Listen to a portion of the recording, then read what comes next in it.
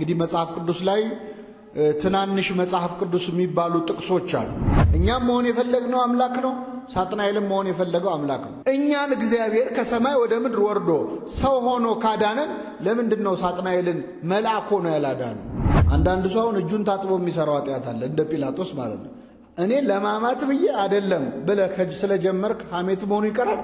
ለምን ሰጠሽው አላላትም። ዮሐንን ያደረግሽው ምንድነው ነው ያለው። 10 ዓመት የፈተነኝ ማን ነው ያለው?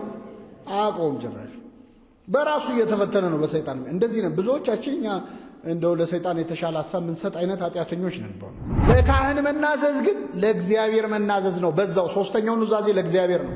የኬጢያዊው የኦርዮ ሚስት ናት አሉት። የሰው ሚስት ናት ከተባለ በኋላ ሌላ ወሬ ያስፈልጋል? ማንንም ሰው እንዳናምን ነው። ጸጋለው ብለን ሰባኪ ነው ብለን ዘማሪ ነው ብለን የፈለገ ቢዘምር ከዳዊት ይበልጣል? አይበልጥም። እሷም ተስማምታ በኋላ ዳዊትን ስላገባች ስሟ በወንጌል ሊጻፍ አይገባትም። ስለዚህ የኦርዮ ሚስት ተባለች። ቤርሳቤ አልተባለች። ወንጌል ላይ ስሟ አይገባትም። እሱን ደግሞ በአደባባይ መማሪያ ያደረገው እግዚአብሔር መማሪያ ከመሆን ይጠብቀን።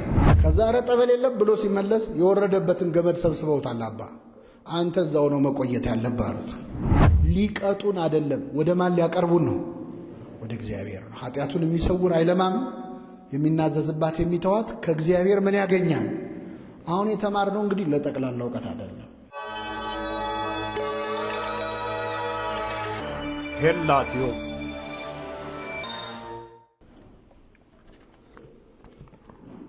በስመ አብ ወወልድ ወመንፈስ ቅዱስ አሐዱ አምላክ አሜን። እናማት በስመ አብ ወወልድ ወመንፈስ ቅዱስ አሐዱ አምላክ አሜን። በስመ አብ ወወልድ ወመንፈስ ቅዱስ አሐዱ አምላክ አሜን። የልዑል እግዚአብሔር ቤተሰቦች፣ የእናታችን የእመቤታችን የቅድስት ድንግል ማርያም ወዳጆች በእግዚአብሔር ሰላምታ እንደምን ዋላችሁ? አሜን። ምሕረት ቸርነቱን አብዝቶ እስከዚህ ሰዓት ያደረሰን በእድሜያችን ላይ የዛሬዋን ዕለት ይችን ሰዓት የጨመረልን የአባቶቻችን አምላክ ልዑለ ባሕርይ እግዚአብሔር ስሙ የተመሰገነ ይሁን። እግዚአብሔር አምላካችን በቀሪው ሰዓት ከመካከላችን እንዲሆንልን፣ እንዲያስተምረን፣ እንዲመክረን፣ እንዲገስጸን የእርሱ ቅዱስ ፈቃድ ይሁንልን። በሚኖረን አጭር የትምህርት ጊዜ በመጽሐፈ ምሳሌ ምዕራፍ 28 ከቁጥር 13 ላይ ተጽፎ በሚገኝ ኃይለ ቃል የእግዚአብሔርን ቃል እንማራለን። የትምህርታችን ርዕስ የሚሆነው ኃጢአቱን የሚሰውር አይለማም፣ የሚናዘዝባትና የሚተዋት ግን ምሕረትን ያገኛል በሚል ርዕስ ይሆናል። ለአባቶቻችን ለነቢያት፣ ለአባቶቻችን ለሐዋርያት፣ ለአባቶቻችን ለሐዋርያውያን አበው፣ ለሊቃውንት በጉባኤያቸው ተገኝቶ ምስጢሩን ጥበቡን ገልጦ ያስተማረ አምላካችን እኛንም በቸርነቱ እንዲያስተምረን፣ እንዲመክረን፣ እንዲገስጸን የእርሱ ቅዱስ ፈቃድ ይሁንልን። እስቲ ከኔ ጋር በሉ። ኃጢአቱን የሚሰውር አይለማም፣ የሚናዘዝባትና የሚተዋት ግን ምሕረትን ያገኛል። ቃሉን የተናገረው ጠቢቡ ሰሎሞን ነው።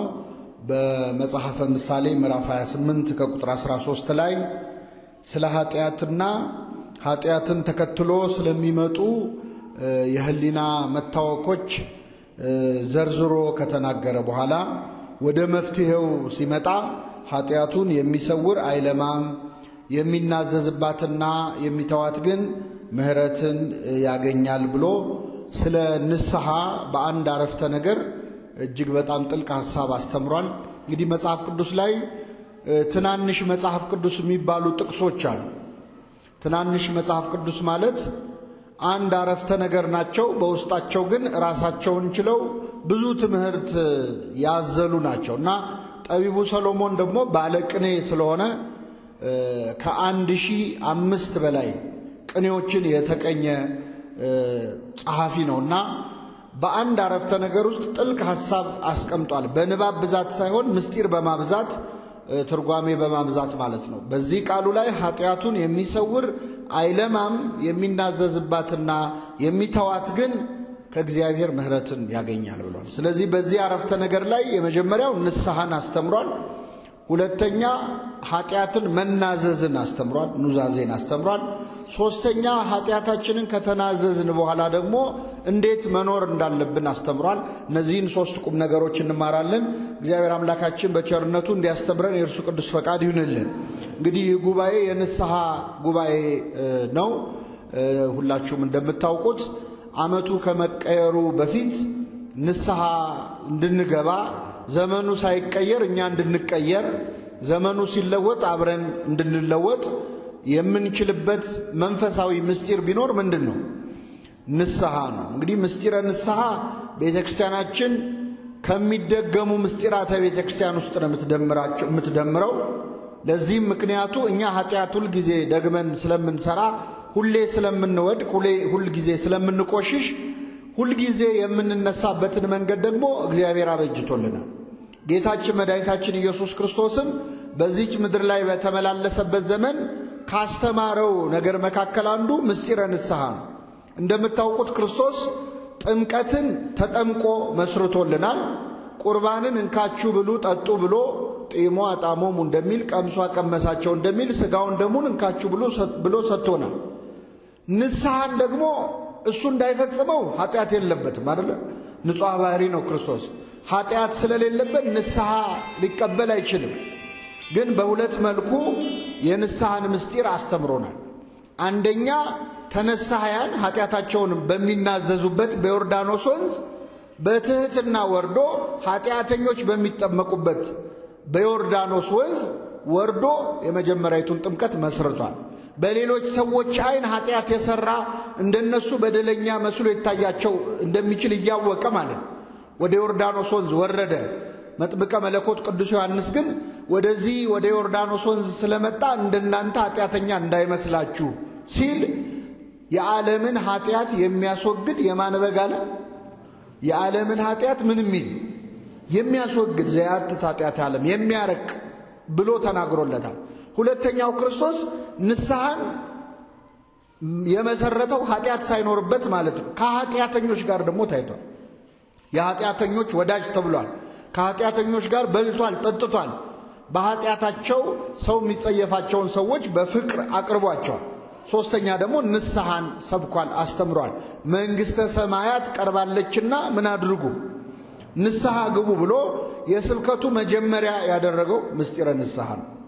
በመጨረሻም ደግሞ በሰበከው ስብከት ላይ ንስሐ ባትገቡ እናንተም እንዲሁ ትጠፋላችሁ ብሎ ምስጢረ ንስሐን ክርስቶስ አስተምሯል ማለት ነው።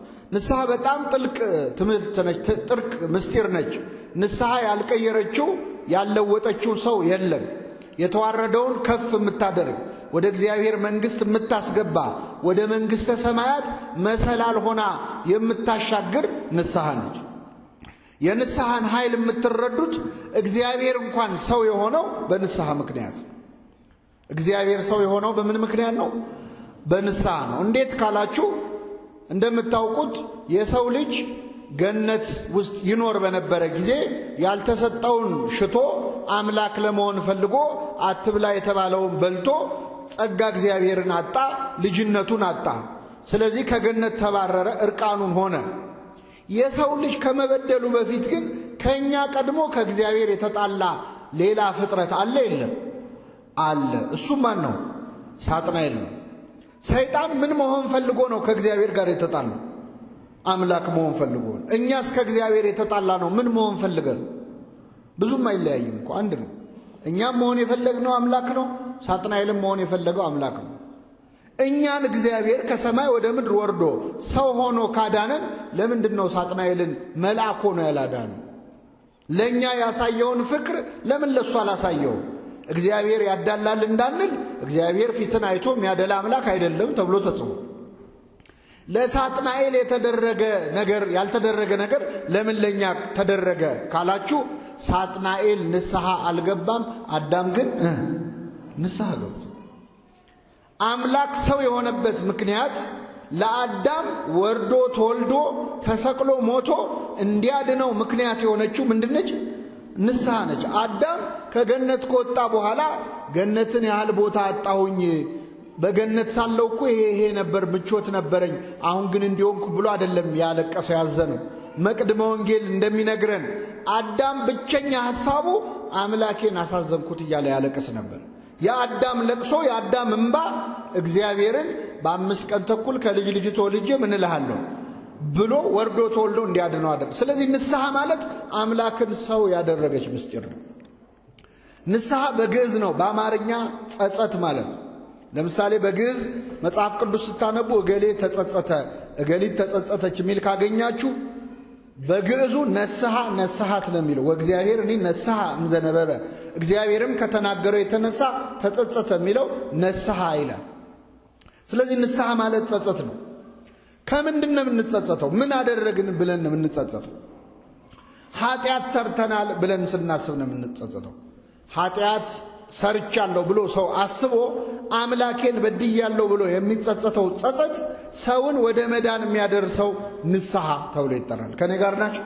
እግዚአብሔር ከሁላችን ጋር ይሁን። ንስሐ ኃጢአት ሰርቻለሁ ማለት እኛ በቀን ውስጥ ኃጢአት ሳንሰራ አንውልም። በቀን ውስጥ ብዙ አይነት ኃጢአት እንሰራለን። በቀን ውስጥ ልንገድል እንችላለን፣ ልንሰርቅ እንችላለን፣ ልናመነዝር እንችላለን። በግብር የሚሰሩ ብዙ ኃጢአቶችን ልንሰራ እንችላለን። ይሄ የመጀመሪያው ኃጢአት። አይ እኔ ከነዚህ የጸዳው ነኝ የሚል ሰው ደግሞ ካለ ምናልባት ባንሰርቅ፣ ባንገድል፣ ባናመነዝር፣ የሰው ንብረት ባንቀማ በቀን ውስጥ በአንደበታችን ደግሞ ብዙ ነገር እንናገራለን። በአፋችን እንዋሻለን፣ እንሳደባለን፣ እናማለን። ሐሜት አያድርግብኝ እንጂ ብለን እናማለን። አናማ አንዳንድ ሰው አሁን እጁን ታጥቦ የሚሰራው ኃጢአት አለ፣ እንደ ጲላጦስ ማለት ነው። እኔ ለማማት ብዬ አይደለም ብለህ ስለጀመርክ ሐሜት መሆኑ ይቀራል? አይቀርም። በቀን ውስጥ በአንደበታችን ብዙ ኃጢአት እንዋሻለን፣ እንሳደባለን። ማንናገረው ነገር የለም። ከቃል ብዛት የተነሳ ኃጢአት ሳይኖር አይቀርም ይላል መጽሐፍ ቅዱስ። ለዚህ ነው አባቶቻችን ዝምታ የሚመርጡት። ብዙ በተናገርኩኝ ቁጥር እጸጸታለሁ፣ ዝም በማለቴ ግን ቆጭቶኝ አያውቅም ይላል ቅዱስ አርሳኔዎስ። በጨዋታ መሃል ኃጢአት አለ። ለቀልድ ለጨዋታ ብለን የምንናገረው አይ እግዚአብሔር ቀልድ ነው ብሎ የሚተውል መሰል አይተው። እንደ ዋዛ በተናገራችሁት ቃል በፍርድ ቀን መልስ ትሰጡበታላችሁ። ጨዋታ ለማሳመር ብለን የማይሆን የምንናገራቸው ቃላት ይሰማሉ። ሰው አይሰማም ብለን የምናወራው ተንሾካሽኮን የምናወራውን ሁሉ ማን ይሰማል? ይቆጥራል እያንዳንዱን ቃል። በዚህ ቀን እኮ እንዲህ ብለህ ነበር ይላል። ከቃል ብዛት የተነሳ ኃጢአት ሳይኖር አይቀርም የተባለው። ስለዚህ በቀን ውስጥ በግብር ባንፈጽመው በነቢብ ወይም በመናገር በጣም ብዙ ኃጢአት እንሰራለን። ለዚህ ነው ነቢይ እግዚአብሔር ዳዊት አቤቱ ለአፌ ጠባቂ አኑር አለ። ለአፌ ምን አኑር? አዎ እንደው አፋችንን መዝጊያ ማለት ብዙ መናገር ብዙ ኃጢአት አለ። አይ እንደው ይህንንም አልሰራም ካለን ደግሞ በሐሳባችን የማንሰራው ኃጢአት የለም። እንደውም ሰው ለመፈጸም የሚፈራው ለመናገር የሚያፍርበትን በሐሳቡ ግን የማያደርገው አይነት ኃጢአት የለም። በሐሳቡ ያልሰረቀ፣ ያልገደለ፣ ያልቀማ ሁሉንም ኃጢአት ያልሰራ ሰው የለም። በሐሳባችን ማለት በሐሳብ ንጽሕት ሆና የተገኘች ማን ብቻ ነች? ሌላ ማንም ፍጡር አልተቻለውም። ለመላእክት እንኳን አልተቻላቸውም። ያልተሰጣቸውን ሽተው በድለው ከሰማይ ወደ ምድር ወርደዋልና ይላል። የሐሳብ ኃጢአት በጣም ከባድ ነው። በቀን ውስጥ ብዙ አይነት ሐሳብ እናስባለን። ምን እናድርግ? አሁን የሐሳብ ኃጢአት መቼስ ሰው አለማሰብ አይችልም። ከኔ ጋር ናችሁ? እስቲ አንዴ ማሰብ አቁሙ። አንዴ ይቻላል? አሁን ማሰብ ላቆም ነው ብላችሁ ታስባላችሁ። እሱ ራሱ ምንድን ነው? አይቻልም። ሰው ያለ አርምሞ ያለ ጽራት ያስባል። ሐሳባችንን እንዴት አድርገን ነው ማስቆም የምንችለው? ቅዱስ እንጦንስ ምን አለ መሰላችሁ? ወፎች በላይ ላይ እንዳይበሩ ማድረግ ይቻላል? ትችላላችሁ?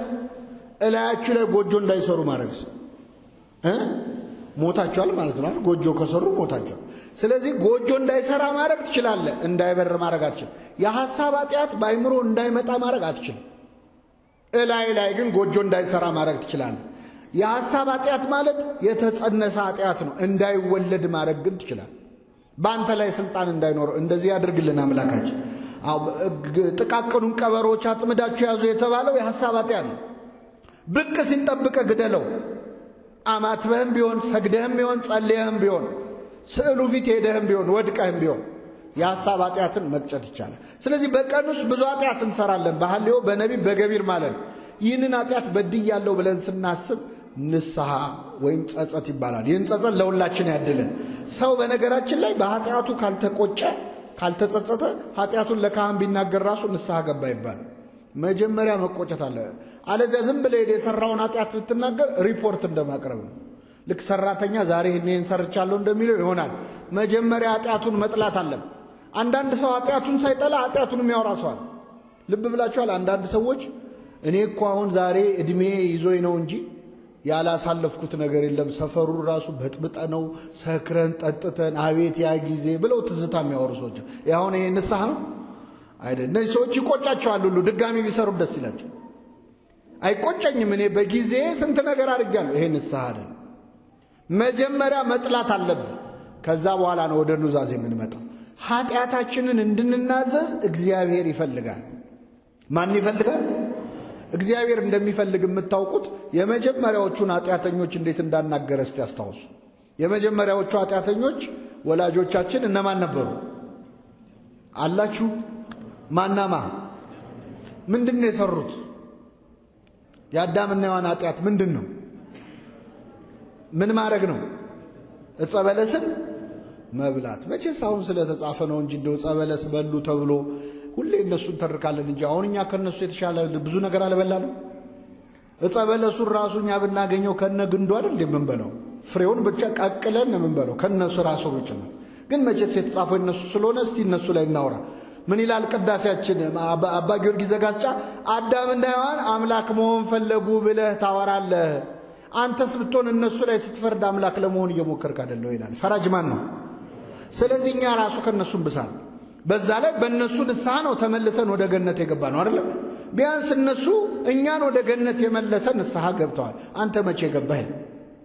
ግን መቼ ስለተጻፈ ልንገራቸው። አዳምና ሔዋን ዕፀ በለስ በሉ፣ ጸጋ ክብራቸው ተገፈፈ። እግዚአብሔር እስከ ማታ ጠበቃቸው ይመለሳሉ ብሎ አያየ። ከዛ ማታ እስኪሆን ጠብቆ ተቆጡ፣ ኃጢአትን አታድርጉ፣ በቁጣችሁ ላይ ፀሐይ አይግባ ይሌለ እግዚአብሔር ልክ ሲመሽ ሌላ ቀን ሳይነጋ በፊት አዳምን ፍለጋ በገነት መካከል ተመላለሰ ይላል።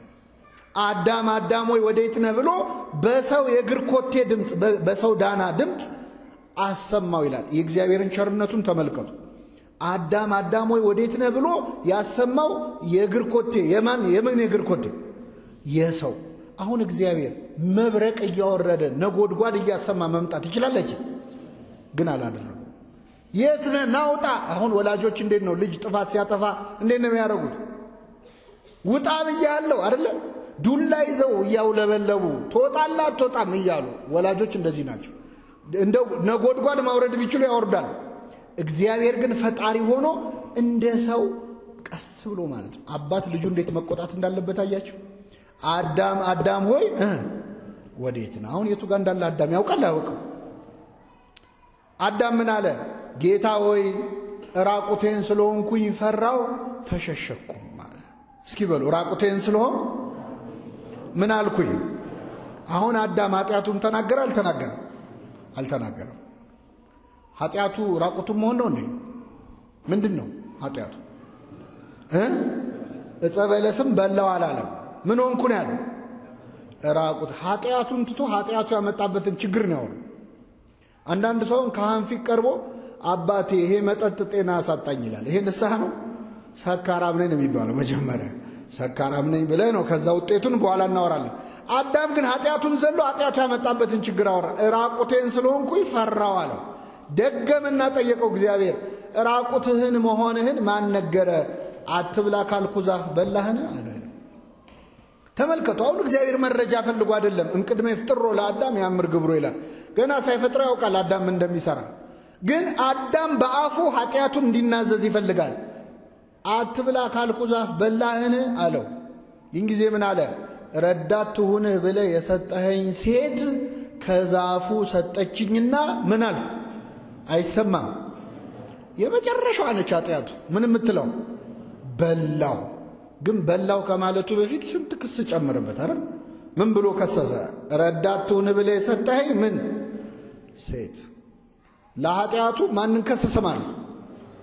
አንደኛ ተከሳሽ ሔዋን ነች። ሁለተኛ ተከሳሽ እግዚአብሔር ነው። እንደውም አንደኛ ተከሳሽ እግዚአብሔር ረዳት ትሁንህ ብለህ ምን ያልከኝ አንተ እሷን ባሰጠኝ ኖሮ እሷን ማሰጠኝም እኔም አልበላም። ስለዚህ ተጠያቂው ማን ነው ማለት አይገርም? ሰው ራሱ ለሰራው ኃጢአት እኮ ፈጣሪ ምን ነው ዝም አልከኝ እንደዚህ ሲሆን ይላል። ወደ ለሰራው በደል ማለት ለኃጢአታችን አንደኛ እግዚአብሔርን እንከሳለን፣ ሁለተኛ ሰዎችን እንከሳለን። እገሌ አሳስቶኝ እገሌ ገፋፍታኝ በሰው እናሳብባለን። ከኔ ጋር ናችሁ? አዎ ረዳቱን ብለህ የሰጠኝ ሴት ከዛፉ ሰጠችኝና በላው አለ። እግዚአብሔር ወደ ሔዋን ዞረና ምን አላት? ተመልከቱ በደንብ አስተው። አሁን እኛ ብንሆን እንዴት እንደምንልና እግዚአብሔር እንዴት እንደሚል ለምሳሌ እዚህ መሃል ልጆች ህፃናት ልጆች የምታሳድጉ ሰዎች ለምንድን ነው ይሄንን ያደረከው ብላችሁ አንድ ህፃን ብትጠይቁት እህቴ ሰጠችኝና በላሁ ቢላችሁ እህቴ ሰጠችኝና በላሁ ቢል እህትየውን ጠርታችሁ ምንድነው የምትሏት? ለምን? አቤት ለምን? እግዚአብሔር አላለ። ለምን ሰጠሽው አላላትም። ሔዋንን ያደረግሽው ምንድነው ነው ያለው። የአዳምን ወሬ ሰምቶ ሔዋን ላይ የሚጮህ አምላክ አይደለም። እግዚአብሔር ለእያንዳንዳችን ለየብቻ ነው የሚጠይቀበት ነገር። የሰው ወሬ ሰምቶ አይጮህብህም። ጠየቃት ሔዋንን ያደረግሽው ምንድነው? አንቺ ደግሞ እስቲ ተናገሪ። እሷ ደግሞ ምን አለች? እባብ አሳተኝና በላው አለች። ለኃጢአታችን አንደኛ እግዚአብሔር እንከሳለን፣ ሁለተኛ ሰው እንከሳለን፣ እገሌ ገፋፍቶ እንላለን፣ ሶስተኛ እባብ አሳተኝና በላው ደግሞ እንላለን። ማን ነው እባብ? ሰይጣን አሳሳ። አቤት ሰይጣን አሳሳተኝ የምንለው ነገር ብዛቱ። አሁን እውነተኛ ሰይጣን እያሳሳተን ነው በዚህ ዘመን ኃጢአት የምንሰራው። አንድ አባት ይገርማቸዋል ገዳም ውስጥ መንኩሶ 10 ዓመቱ ነውና አባ እንጦንስ ጋር ቀርቦ አባቴ እኔ ከመነኮስኩ 10 ዓመቴ ነውና የሰይጣንን ፈተና አልቻልኩትም አለ። አይዞ እግዚአብሔር ይርዳህ ብለው ጸሎት ሰጥተውት ሸኙት። እሱ ሲወጣ ሰይጣን ገባና በሕያው እግዚአብሔር ስም እምላለሁ ይሄ ሰውዬ መመንኮሱንም አላቅም አለ። 10 ዓመት የፈተነኝ ማን ነው ያለው? አቆም ጭራሽ በራሱ እየተፈተነ ነው በሰይጣን። እንደዚህ ነው ብዙዎቻችን እኛ እንደው ለሰይጣን የተሻለ ሐሳብ ምንሰጥ አይነት ኃጢአተኞች ነን በእውነት። ያም ሆነ ግን እግዚአብሔር አዳም ምንም ሔዋንንም እየጠየቀ ያለው ኃጢአታቸውን ምን እንዲሉ ነው? እንዲናዘዙ ነው። ኃጢአታችንን ለመናዘዝ ያብቃን እግዚአብሔር። ሶስተኛው ለማን ነው የምንናዘዘው? እግዚአብሔር ለማን ነው እንድንናዘዝ የሚፈልገው? ለራሱ ለእግዚአብሔር ነው? ለካህናት ነው ወይስ ለጓደኞቻችን? አንዳንድ ሰው ለጓደኛ ከነገርክ ራሱ እኮ ንስሐ ነው ይላሉ። እንደዚህ የሚባል ነገር የለም። ማውረድ ነው። እስቲ ንስሐ ላውርድ ልንገርሽ ላንቺ ብለው ለጓደኞቻቸው የሚተርኩ አሉ። ለካህን ሲሆን የሚፈሩ፣ ለእግዚአብሔር ሲሆን የሚፈሩ። እንዴት ነው የምንናዘዘው? በቤተ ክርስቲያናችን ትምህርት ንስሐ ኃጢአታችንን የምንናዘዘው 3 ጊዜ ነው። ስንት ጊዜ? የመጀመሪያው ለራሳችን። የመጀመሪያው ለማን ነው? ለራሳችን። በዚህ በሉቃስ ወንጌል ምዕራፍ 15 ላይ የጠፋው ልጅ ታሪክ አንብባችሁ ከሆነ ከአባቱ ቤት ጠፍቶ ብዙ መከራ ሲቀበል ከቆየ በኋላ ወደ ልቡ ተመለሰ። ወደ ልቡ ሲመለስ ምን አለ? ወደ ልቡ ሲመለስ ምን አለ? ከእንግዲህ ወደ አባቴ ቤት እሄዳለሁ፣ እንዲህ እለዋለሁ፣ አባቴ ሆይ ልጅህ ተብዬ ልጠራ አይገባኝም፣ ከባሪያዎቹ አንዱ አድርገኝ እለዋለሁ አለ። የተናዘዘው ለማን ነው? ለራሱ። ስለዚህ ካህናት ፊት ቀርባችሁ ምንድነው የምናዘዘው? የኔ አባት አሁን ኃጢአቴን እኔ በምን አስታውሰዋለሁ ከምትሉ ቁጭ ብለን መናዘዝ ያለብን መጀመሪያ ለማን ነው? ለራሳችን። ነፍሴ ሆይ ዛሬ የት ነው የዋልሽው ይላል ቅዱስ ባስልዮስ በውዳሴ አምላክ ላይ። ምን ስትሰሪ ዋልሽ? በእግዚአብሔር እርሻ ነው ወይስ በሰይጣን እርሻ ነው? ማንን ደስ አሰኘሽ? ለምን ስትደክሚ ዋልሽ? ለስጋሽ ነው ወይስ ለነፍስሽ ነው እያለ ይናገር። ስለዚህ መጀመሪያ ኃጢአታችንን ለራሳችን መናዘዛለን። ሁለተኛ ለካህናት እንናዘዛለን። ለካህን መናዘዝ የራሱ የእግዚአብሔር ፈቃድ ነው። 2 ጥቅስ ከብሉይ ኪዳን ልስጣችሁ፣ ከብሉይና ከሐዲስ። በብሉይ ኪዳን መጽሐፈ ኢያሱ ምዕራፍ 7 ከቁጥር 7 ላይ ኢያሱ ያው ሌዋዊ ነው በዘሩ። አካን የተባለ ሰው ጠራና ምን አለው መሰላችሁ? ልጄ ሆይ ያደረከውን ንገረኝ። እስኪ በሉ ያደረከውን ንገረኝ። ለእግዚአብሔር ተናዘዝ። ለማን ተናዘዝ? ያደረከውን ለማን ንገረኝ? ለኔ አለ ኢያሱ። ያደረከውን ንገረኝ ለእግዚአብሔር ምን በል? ለካህናት መናገር ለማን መናዘዝ ነው? አንድ በሉ። ሁለተኛ በማቴዎስ ወንጌል ምዕራፍ 3 ቁጥር 15 ላይ ከፍ ብላችሁ አንብቡት እናንተ ከአንድ ጀምሮ። መጥምቀ መለኮት ቅዱስ ዮሐንስ በሚያጠምቅበት ጊዜ በዮርዳኖስ ማዶ ኃጢአታቸውን እየመጡ ይናዘዙ ነበር ይላል። በብሉይና በሐዲስ መሃል መጥምቀ መለኮት ቅዱስ ዮሐንስ የኃጢአት ኑዛዜ ይሰማ ነበር። ካህን ነው፣ ሊቀ ካህናት ነው፣ የዘካርያስ ልጅ ነው። ለካህኑ ለዮሐንስ ኃጢአታቸውን ይናዘዙ ነበር። በሐዲስ ኪዳን ሐዋርያት ሥራ ምዕራፍ 19 ቁጥር 19 ላይ ያመኑት ሁሉ በሐዋርያት ፊት እየመጡ ኃጢአታቸውን ይናዘዙ ነበር ይላል። ኃጢአታችንን ለካህናት እንድንናዘዝ የማን ፈቃድ ነው ማለት? እምንናዘዘው ግን መረጃ ለመስጠት አይደለም፣ ከኃጢአት ማሰሪያ እንዲፈቱን ነው። ራሱ ክርስቶስ እፍ አለባቸው። ዮሐንስ ወንጌል ምዕራፍ 20 ከቁጥር 23 ላይ እፍ አለባቸው፣ መንፈስ ቅዱስን ተቀበሉ፣ ኃጢአታቸውን ይቅር ላላችኋቸው ኃጢአታቸው ይቀርላቸዋል፣ የያዛችሁባቸውም ተይዞባቸዋል። ስለዚህ ለካህናት እንድንናዘዝ የማን ፈቃድ ነው? ለካህን መናዘዝ ግን ለእግዚአብሔር መናዘዝ ነው። በዛው ሶስተኛው ኑዛዜ ለእግዚአብሔር ነው። ለካህኑ ስትናገር ለእግዚአብሔር መናዘዝ ነው። አእይንተ እግዚአብሔር ካህናት ይላቸዋል ቅዱስ አትናቴዎስ በቅዳሴው። ካህናት የእግዚአብሔር አይኖች ናቸው። ለካህኑ ስትናገር አይኑ ፊት ነው እየተናገርክ ያለው እግዚአብሔር። ከካህኑ ስትደብቅም እግዚአብሔርን ከአይኑ ወዲያ እየሸፈንከው ነው ማለት እያየህ ትደብቀዋለህ። ስለዚህ ኃጢአታችንን እንድንናዘዝ ለካህናት የማን ፈቃድ ነው? የእግዚአብሔር ፈቃድ ነው። ምንናዘዘው ለአባቶቻችን ለካህን። ሰይጣን እንዳትናዘዝ ብዙ ነገር ያደርግባል። አሁን እስቲ እንደው ምን ብለህ ነው አሁን ለእኚህ ካህን ሄደህ ኃጢአትን የምትነግራቸው? ሰው ያደርጉሃል። አሁን ድጋሜ ሄደህ ልነግራቸው ነው ይልሃል ሰይጣን። ኃጢአቱን ስትሰራ አይዞ እግዚአብሔር መሐሪ ነው ብሎ ያሰራሃል። ልክ ልትናዘዝ ስትል ግን ያስፈራሃል። ስትስበው ያልፈራኸውን ኃጢአት ስትተፋው ያስፈራሃል። ኃጢአቱን የሚሰውር ደግሞ አይለማም ይላል ርዕሳችን አይደል? ኃጢአቱን የሚሰውር ምን አይልም? አይለማም ማለት አይጸድቅም ማለት። አንድ ተክል ለማ ማለት ጸደቀ ነው አይደል? ኃጢአቱን የሚሰውር ሰው አይጸድቅም። ኃጢአታችንን ዘርዝረን መናገር አለብን። ኃጢአታችንን ስንናገረው ሙሉ በሙሉ ከኛ ላይ ያለው ኃይል ከኛ ይሄዳል እና ጽድቅ የመስራት ጉልበት ይሰጠናል። መጽሐፍ ቅዱስ ላይ ኃጢአትን መደበቅ ምን ያህል እንደሚጎዳ የምናውቀው አንድ ምሳሌ ልስጣችሁ። ነቢየ እግዚአብሔር ዳዊት ነው። ንጉሥ ዳዊት በሕይወት ዘመኑ አንድ የሠራው ኃጢአት ነበር። በዚህ ኃጢአቱ ዕድሜውን ሙሉ አልቅሷል። አንዴ በሠራው ኃጢአት ዕድሜውን ሙሉ አልቅሷል። እኛ ዕድሜያችንም ሙሉ በሠራነው ኃጢአት አንዴ አልቅሰን አናውቅም። ዳዊት ምንድነው የሠራው መሰላችሁ? መጀመሪያ ሥራ መፍታት ነው። ሥራ መፍታት ራሱ አንዱ ኃጢአት። የእህትሽ የሰዶም ኃጢአት ምንድነው ይልና ትንቢተ ሕዝቅኤል ላይ አንዱ ሥራ መፍታት ነው። ሥራ ሲፈታ ሰይጣን ሥራ ይሰጠዋል ለሰው። ሰይጣን የሚሰጠው ሥራ ደግሞ ኃጢአት። ሥራ ፈቶ በሰገነቱ ላይ ሲመላለስ አንዲት ሴት ገላዋን ስትታጠብ ተመለከተ። ማናት ብሎ ጠየቀ። የኬጢያዊው የኦርዮ ሚስት ናት አሉት። የሰው ሚስት ናት ከተባለ በኋላ ሌላ ወሬ ያስፈልጋል? አያስፈልግም። ዳዊት ግን አስመጣት። የኬጢያዊው የኦርዮን ሚስት ቤርሳቤህን አስነወራት ይላል መጽሐፍ ቅዱስ። ባልና ሚስት የሚፈጽሙትን ሩካቤ አዳምም ሚስቱን ሔዋንን አወቃት አይደለም የሚለው። ከሕግ ውጭ ከሆነ ግን አስነወራት ነው የሚለው፣ ደረሰባት ነው። ከዛ ዳዊት አስነወራት። ይቺ ሴት ከወር ልማዷ ነጽታ ነበር ገላዋን ስትታጠብ የነበረው። ስለዚህ ጸነሰች።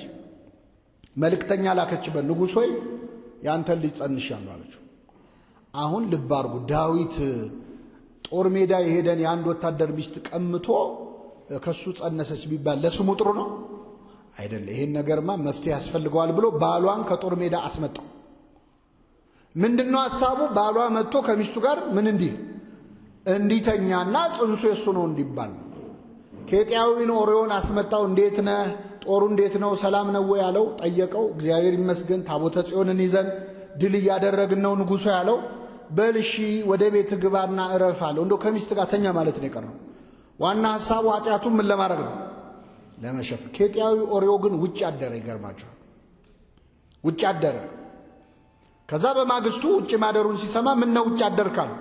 የእግዚአብሔር ታቦት በደጅ አድራ፣ ታቦተ ጽዮን። የእስራኤል ወታደሮች ከጠላት ጋር እየተናነቁ እንዴት እኔ ከቤቴ ገብቼ ተኛለሁ? አልተሳካም። ስለዚህ አበላው፣ አጠጣው፣ አሰከረው። ሲሰክር ገብቶ ከሚስቱ ጋር እንዲተኛ ነው። ሰካራም የልቡን አይስትም። አሁንም ከውጭ አደረ። ምን ነው አለው? ታቦተ ጽዮን ከደጅ አድራ እንዴት እኔ ከሚስቴ ጋር ገብቼ ተኛለሁ? በጣም ይገርማል። እንዴት ከምኔ ጋር ገብቼ ተኛለሁ? ዳዊት ከማን ጋር ነው የተኛው? ከሰው ሚስት ጋር። አንዳንዴ መንፈሳዊ ከሆኑ ሰዎች ምንም ማቁም የተባሉት የሚሻሉበት ጊዜ አለ። አሁን ለዳዊት ስለ ታቦተ ጽዮን ክብር መጥቶ ኬጢያዊ ኦርዮ ይንገረው? ከአሕዛብ የመጣ እኮ ነው። ኬጢያዊ ነው።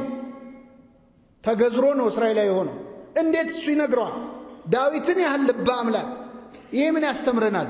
እግዚአብሔር የጻፈው እኮ ዳዊት ንስሐ እንደገባ ጠፍቶት አይደለም፣ ማንንም ሰው እንዳናምን ነው። ጸጋ አለው ብለን ሰባኪ ነው ብለን ዘማሪ ነው ብለን የፈለገ ቢዘምር ከዳዊት ይበልጣል? አይበልጥም። የፈለገ መናኝ ቢሆን እንደ ዳዊት ልበ አምላክ ሊሆን አይችልም። የፈለገ ጸጋ ቢወርድበት ኃጢአት የማታዋርደው ሰው የለም። ሁላችንም በቸርነቱ ይጠብቅ። አትመኑ ማንንም ነው።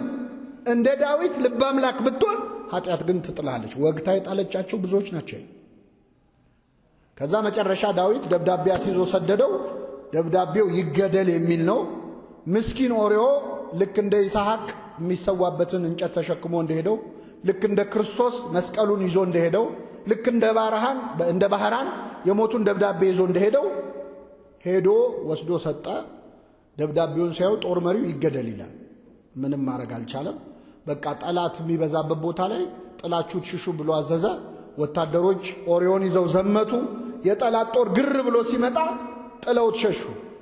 ታቦተ ጽዮንን ከድታችሁ እስራኤልን ከድታችሁ ወዴት ነው የምትሄዱት እያለ እየለፈለፈ ተደብድቦ ሞተ። ይህ ሁሉ ሲሆን ማን ይመለከታል? እግዚአብሔር። ነቢየ እግዚአብሔር ናታን በፈረስ ላይ ሆኖ መጣ። ነቢያት በአህያ ላይ ከመጡ አገሩ ሰላም፣ በፈረስ ላይ ከመጡ ችግር አለ። ጦር ሊሆን ነው ማለት ነው። ዳዊት ደነገጠ። ምንድን ነው አለ። እረ ንጉሥ ሆይ በአገር ትልቅ በደል ተሰርቷል አለ። ምንድን ነው አለ። አንድ ሰው በጣም ብዙ በጎች የነበሩት ባለሀብት ነበረ። ከጎረቤቱ ደግሞ አንዲት በግ ያለችው ደሃ ሰውዬ ነበር። ይህ ባለ አንዲት በግ ያለችው ሰውዬ ወደ ሩቅ አገር ሊሄድ ሲል ለጎረቤቱ ብዙ በግ ላለው ባለጸጋ እችን አንድ በጌን ከበጎች ጋር አብረህ ቆይልኝ ብሎ አደራ ሰጥቶት ሄደ። እሺ ብሎ ከተቀበለ በኋላ የባለጸጋ እንግዳ መጣበት። ድንገት እንግዳ ሲመጣበት ከብዙ በጎቹ መሃል ላለማረድ ብሎ ሳስቶ የዚህን ሰውዬ በግ አረደበት። ምን ይመስልሃል ንጉሡ ያለው? ይህ ሰው ምናምንቴ ነው አለ። ምንድን ነው? ስለ አንድ ፈንታ 4 እጥፍ ይመልሳል። 4 እጥፍ ይመልሳል። ኦ ንጉሥ ፈታይ ከበረሰከ፣ ንጉሥ ሆይ ያ ሰው አንተ ነህ። የፈረድከው በማ ላይ ነው? በራስ ላይ ነው። ብዙ በጎች አሉት የተባልከው ዳዊት እግዚአብሔር ባይፈቅድለትም እሱ ግን ከሕግ ወጥቶ ብዙ ሚስቶች ነበሩት፣ ብዙ ቁባት ነበሩት። አንተ ነህ ባለ ብዙ በግ የተባልከው። አንዲት በግ አለችው የተባለው ኦርዮ ነው። አንተን አምኖ ጥሎ ጦር ሜዳ ሄደ። እንግዳ መጣብህ የተባለው ጊዜያዊ ፍትወትህ ነው፣ ዝሙትህ ነው። ከብዙ ሚስቶች ጋር ማሳለፍ ስትችል አንተን አምኖ የጣለልህን አንዲት በግ ወሰድክበት፣ እሱንም አስገደልከው። ስለዚህ ንጉሥ ሆይ የፈረድከው በማ ላይ ነው? በራስ ላይ ነው። አሁን ዳዊት የሚናገረው ሲያጣ ዞረና ምን አለ? አቤቱ እንደ ቸርነትህ መጠን ማረኝ። ጸሎት ያውቅ የለ ሲያስበው ኃጢአቱ ብዙ ነው። እንደ ኃጢአቴ መጠን እንዳይል አያዋጣም። እንደምን መጠን? እንደ ይቅርታህም ብዛት መተላለፌን ደምስስ፣ ከበደሌም ፈጽሞ እጠበኝ፣ ከኃጢአቴም አንጻኝ። እኔ መተላለፌን አውቃለሁ፣ ኃጢአቴም ሁል ጊዜ በፊቴ ነው፣ አልረሳውም። አንተም ብቻ በደልኩ። እኔማ ንጉሥ ነኝ፣ ከኔ በላይ ሌላ ንጉሥ የለም ባገሩ። አንተም ብቻ ግን በደልኩ። በፊትህም ክፋትን አደረግኩ፣ በነገርህ ትጸድቅ ዘንድ። ሁሉ ይበድላል ብለህ የተናገርከው ቃል እውነት ሆኖ ይገኝ ዘንድ ይኸው እኔም በደልኩ ብሎ አለቀሰ። እግዚአብሔር ንስሐውን ተቀበለው። የሁላችንን ንስሐ ይቀበላል። ግን ዳዊት ንስሐውን ተቀበለው ማለት 2 ነገሮች ግን አልቀሩም። አንደኛ ስለ አንድ ፈንታ ስንት እጥፍ ይመልስ ነው ያለው? አቤት ኦርዮን ላስገደለበት 4 እጥፍ መለሰለት እግዚአብሔር ራሱ በተናገራት ቃል ማለት ነው። 4 ያስለቀሰው። አንደኛ ከዚህ ሴት ከቤርሳቤ የተጸነሰው ልጅ ሲወለድ በጠና ታመመ፣ ከዛ ሞተ። ዳዊት በታመመ ጊዜ አብሮ ታመመ፣ ተሰቃየ። 1 በሉ 2 ሴት ልጁን ተነስቶ ወንድ ልጁ አምኖን የተባለ ተነስቶ የገዛ አቱን ደፈረበት ልጁን ማለት አንደኛው ልጅ ሌላውን ልጅ ደፈረበት ልጅቷ በቁሟ ልብሷን ቀዳ ተዋረደች በአደባባይ ዳዊት ሁለቴ አለቀሰ ሶስተኛ የዳዊት ልጅ አቤሴሎም እንዴት እህቴን ይደፍራል ብሎ ይህን ደፋሪውን አምኖንን ተነስቶ ገደለው ስንት አራተኛ ራሱ ደግሞ ልጁ አቤሴሎም በዳዊት ላይ አምጾ በጦር ሜዳ ተገደለ ስንት ሆነ አራት እጥፍ አንዳንዴ እግዚአብሔር የማይሰማ መስሎን እንዲህ ያድርግብኝ እንላል ይሰማል ያፉን ፍሬ ሰው ይበላል ለማንኛውም ግን ዳዊት ይሄ ሁሉ ኃጢያቱ ሰው እስከ ማስገደል የደረሰው ኃጢያቱ ምን ለማድረግ ነው ኃጢያቱ ተሸፈነ ይሄው በመካ ደናግል አዳራሽ ቁጭ ብላችሁ የዳዊትን ኃጢያት እየሰማችሁ ነው አይደለም እሱ የዛን ዘመን ሰዎች እንዳይሰሙን ይፈልገው ይሄው ብዙ ሰው እየሰማው ነው በየአደባባዩ እየወጣ ዳዊት እንዲያርጎ ያንሰካል የዘር ሐረግ እንኳን ሲዘረዘር የዳዊት ኃጢያት መች ተደበቀ አብርሃም ይስሐቅን ወለደ ይስሐቅ ያዕቆብን ወለደ እሴይም ዳዊትን ወለደ ዳዊትም ከኦርዮ ሚስት ሰሎሞንን ወለደ ከማን ሚስት ከኦርዮ ሚስት እሷም ተስማምታ በኋላ ዳዊትን ስላገባች ስሟ በወንጌል ሊጻፍ አይገባትም ስለዚህ የኦርዮ ሚስት ተባለች ቤርሳቤ ያልተባለች ወንጌል ላይ ስሟ አይገባትም እሱን ደግሞ በአደባባይ መማሪያ ያደረገው እግዚአብሔር መማሪያ ከመሆን ይጠብቀን እንደገሌ እንዳትሆኑ እየተባሉ መማሪያ ከመሆን ማለት ነው ኃጢያታችንን ዘርዝረን መናዘዝ አለብን ካህናት ፊት ስትቀርቡ ዝርግፍ አድርጋችሁ ተናገሩ ትዝ ያላችሁ ነው እምትናገሩ ለካህናቱ አይደለም ለማን ነው እነሱም ሰምተው ሲጨርሱ ከኃጢያት ማሰሪያ ማን ይፍታ ነው የሚሉ ስለዚህ ለሱ ተናገሩ ሰይጣን ያቆሰለን ቁስልን ገልጣ አሳየው ይላል ቅዱስ ባስልዮስ አሁን ችግሩኛ ምንድነው ንስሐ ልንገባ እንሄድና አባቶች ጋር ለነሱ ምን እናዘዝ ይመስለናል ስለዚህ ኃጢያታችን እንደብቃል አንዳንድ ሰው ቅኔ ያረጋዋል ኃጢያቱ ውስብስብ ያለ ንስሐ የሚናዘዝዋል አንዳንድ ሰው ደግሞ ብልጥ ለመሆን ይሞክር እንደው አባ በቃ የኔ ኃጢያታው ምኑ ይነገራል እንደው በቃ ባጭሩ እኔ ኃጢያት የተባለውን በሙሉ ምን ብያለሁ ሰርቻለሁ ይቻላል አይቻልም አሁን ዶክተር ፊቀርባችሁ ሐኪም ቤት ዶክተር የኔ በሽታ ምን ይነገር በቃ ባጭሩ ሁሉ በሽታ የተባለውን በሙሉ ታምሚያለሁ ትላላችሁ እንዲህ ያረጋኛል ይወጋኛል በዚህ ገብቶ ነው ኃጢያታችንንም ዘርዝረን ነው መናገር ያለብን ትልልቁን ኃጢያት ትቶ ትንንሹን የሚናዘዛል ጥቃቅኑን ኃጢያት አንዳንድ ሰው እኔ በቃ እንደው አባታችን በሰንበት ልብስ አጥቤያለሁ አሁን ልብስ አጠባ ነው ሀገር የበጠበጠው እኔ እውነት ይሁን ውሸት አላውቅም አንዲት እናት በሰንበት ቆሎ በልቻለሁና እንደው ወፍጮ እንደማስፈጨት ይሆንብኝ ይሆን አሉ ይባላል ይሄ ማለት የአይሁድ ጸባይ ነው አይሁድ ጥቃቅኑን ነገር ነው ጌታ ግመልን የምታጠሩ ትንኝን የምታጠሩ ግመልን የምትጡ ብሏቸው የሚገርም ነገር እኮ ነው የአይሁድ ጸባይ ትልልቁን ነገር ትቶ ጥቃቅኗል ከከሙን ከድንብላል ከጥቁር አዝሙድ አስራት ያወጣሉ ጥቁር አዝሙድ ቆጥረው ይሄው ከ10 አንድ ብለው ይዘው ይመጣሉ ዋናውን ኃጢያት ግን ይሰራል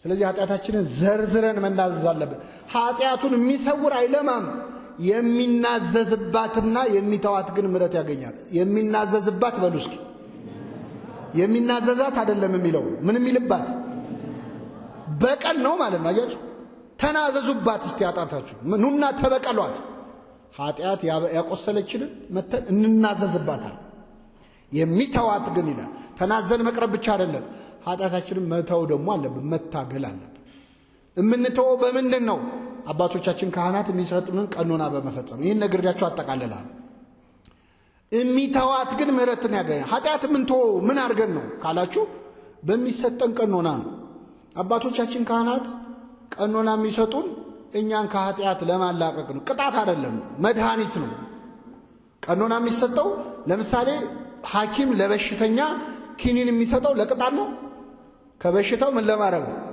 ለማዳን ስለዚህ አሁን ካህናት ይሰማሉ የኛን ኃጢያታችንን ይሰሙና ከኃጢያቱ አንፃር የሚሰጠን ቀኖና እኛን ከዛ ኃጢያት ለማላቀቅ ነው ለምሳሌ አንድ ሰው ዝሙት ከበዛበት ስግደት ይሰጠዋል ለምን ሲሰግድ ሰውነቱ ምን ይላል ይደክማል ሰውነቱ ሲደክም ዝሙት የመስራት ፍላጎቱ ምን ይላል ይቀንሳል ገብቷችኋል አይደል ታይቶ ነው አሁን እኛ የሚመስለን ቅጣት ነው የሚመስል ቅጣትና ለኃጢያታችን ምን እንደሚገባ ቅጣት ማወቅ ከፈለጋችሁ ሂዱና ወንጀለኛ መቅጫ ፍትሐ ብሔር አለ፣ እሱን አንብቡት።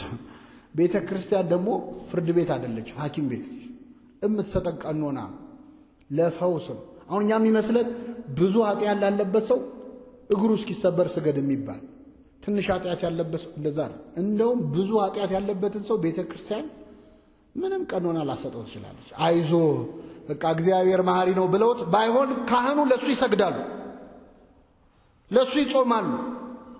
ለምን? ይህ ሰው በኃጢአት ስለተጎዳ የበለጠ ተስፋ እንዳይቆርጥ ማለት። እንደውም አንዱ ልጅ ሄደና አንድ አባት ጋር ብዙ ኃጢአት የሰራ ሰው ነገራቸው። ሲነግራቸው አይዞ እግዚአብሔር መሐሪ ነው 3 ስገድ አሉት አሉ። ስንት ስገድ? አላመነም ልጁ። 3000 ነው 300 ነው። አይ 3 ስገድ አሉት። 3 ሰግዶ ሄደ። እግዚአብሔር ይፍታ ብለው በኋላ ያው ለታሪኩ እንዲመች ነው፣ እግዚአብሔር የማያውቀው የለም። ጌታ ተገልጦ ለእኚህ ካህን ለምንድነው 3 ስገድ ያሉት አላቸው። ሲላቸው ጌታ ሆይ 3 ስገድ ያልኩት እኔ ጨካኝ ሆኜ ነው፣ አንተ ብትሆን ኖሮ ኃጢአት ተሰረየችልህ ብለህ በነፃ ምን ትለው ነበር? ታሰናብተው ነበር። የእግዚአብሔር ምሕረት ከካህናቱ ከሚሰጡንም የበለጠ እና ዓላማው ደግሞ ከኃጢአት ማላቀቅ ነው።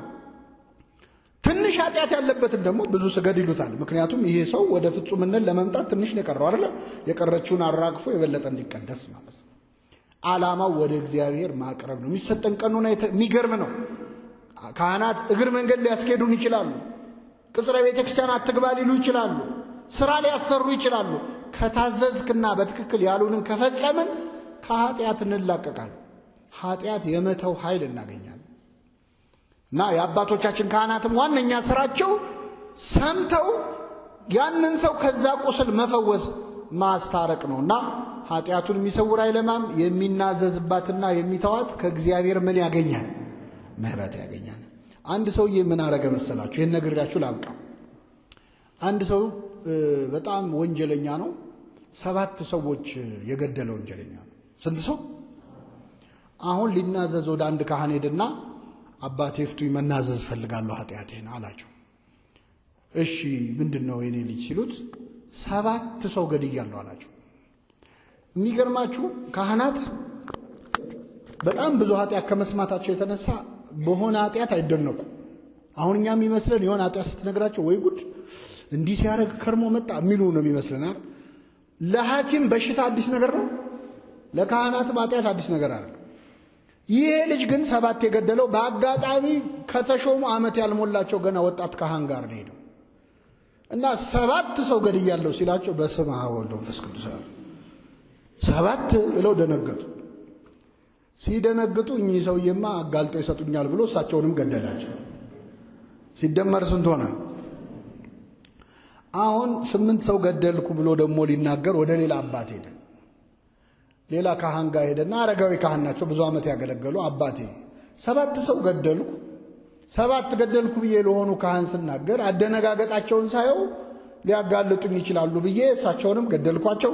በድምሩ ስንት ሰው ገድያለሁ ሲላቸው ወይ ይሄ ነው እንዴ ያሳሰበ? ይሄ እኮ በጣም ቀላል ነው አሉት። ምክንያቱም 9ኛ እንዳይሆኑ ማለት ሰውየው አያያዙ አያምርም አይደለም። ስለዚህ ወይ እቺ ነች ያሳሰበች፣ አይዞ አንተ ትንሽ የሚፈታተነ መንፈስ አለ፣ ጠበል መጠመቅ አለብህ፣ ጠበል አጠምቃለሁ፣ ከዛ ትሄዳለህ አሉት። ደስ አለው። ከዛ ይዘውት ሄዱ። ጫካ አለ፣ ጫካውን አለፉ። ከዛ የሆነ ጉድጓድ ጋር ደረሱ። እዛ እዚህ ጉድጓድ ውስጥ ጠበል አለ ከስር ያስቀመጥኩት፣ በገመድ አወርዳለሁ፣ ቀድተህ ታመጣለህ፣ አጠምቃለሁ አሉት። በገመድ አወረዱት። ከዛ ሰውየው ወርዶ ጠበሉን ሊቀዳ ሲል ምንም ጠበል የለም እዛ ቦታ ላይ። ከዛ ኧረ ጠበል የለም ብሎ ሲመለስ የወረደበትን ገመድ ሰብስበውታል። አባ አንተ እዛው ነው መቆየት ያለብህ አሉት። አሰሩት ማለት ነው። አሁን እኛ አባት ይገርማቸዋል። በቀን አንዴ ማታ ማታ ይመጡና አንዲት ኮዳ ውሃና አንዲት ዳቦ ይወረውሩለታል። ውስጦ ነው ይዝታል። ልውጣ ብቻ ይላል፣ ደምህን ነው የማፈሰው ይላል። እሳቸው ይመጣሉ። በቀን አንዴ አንዲት ዳቦ ይሰጡታል። በቀን አንዴ በላ ማለት ምን እያደረገ ነው? አቤት እየጾመ ይመጣሉ፣ ይሰጡታል። ልውጣ ብቻ ይላል። እየዛተ 7 ቀን 14 ቀን 21 ቀን 28 ቀን ብዙ እየጾመ ሲመጣ ስድቡ እየቀነሰ መጣ። ከዛ ምን አላቸው? ነገ ሲመጡ መጽሐፍ ቅዱስ ይዘውልኝ ይምጡ አላቸው። በቃ መታሰሪ ካልቀረ ቢያንስ ላንብባል። አሁን ይሄ ሰው ቁጭ ብሎ ከኦሪት ዘፍጥረት እስከ ዮሐንስ ራእይ ማንበብ ጀመረ። ሲያነብ ልቡ መሰበር ጀመረ። አረ የኔ አባት እኔ 7 ሰው ገደልኩላለሁ፣ ለካ የኔ ኃጢአት ብዙ ነው፣ እንዲህ አድርጌያለሁ ይላል። አይዞ እግዚአብሔር ይፍታ ይሉታል፣ ይሄዳሉ። ደግሞ መልሶ እያለቀሰ ደረቱን እየደቃ ይጠብቃቸዋል። ምን ነው ይሉታል፣ ለካ እንዲህ አድርጌያለሁ ለካ ይላል። መጽሐፍ ቅዱስን ባነበበ ቁጥር ራሱን እያየ ማለት። ከዛ ከብዙ ጊዜ በኋላ ከዓመት በላይ ሰውዬ ሲጾም ሲጸልይ ከቆየ በኋላ አንድ ቀን እኛ አባት ሲመለሱ የለም እዛ ጉድጓድ ውስጥ። ደነገጡ። ያው የሱ ነገር ቤት በኩል ሊመጣ ነው ብለው ሲያዩ አባቴ ይፍቱኝ የሚል ድምፅ ሰሙ። ቀና ሲሉ አየር ላይ ነው ያለው። በቅቷል ሰው። እግዚአብሔር ይፍታህ አሉት፣ ተሰወረ። ይህን ሰው ወደ ቅድስና ወደ ህብአት ወደ መሰወር ያበቃው ካህኑ የሰጡትን ቀኖና ምን ስላለ ስለፈጸመ። አባቶቻችን ጾሙ፣ ጸልዩ፣ ስገዱ የሚሉን ሊቀጡን አይደለም፣ ወደ ማን ሊያቀርቡን ነው? ወደ እግዚአብሔር ነው። ኃጢአቱን የሚሰውር አይለማም፣ የሚናዘዝባት የሚተዋት ከእግዚአብሔር ምን ያገኛል? አሁን የተማርነው እንግዲህ ለጠቅላላ ዕውቀት አይደለም። እኔም እናንተም ከዚህ ጉባኤ እንደወጣን ንስሐ እንድንገባ ነው። እግዚአብሔር የተማርነውን ለንስሐ ያድርግልን፣ የሰማነውን በልቡናችን ያሳድርብን።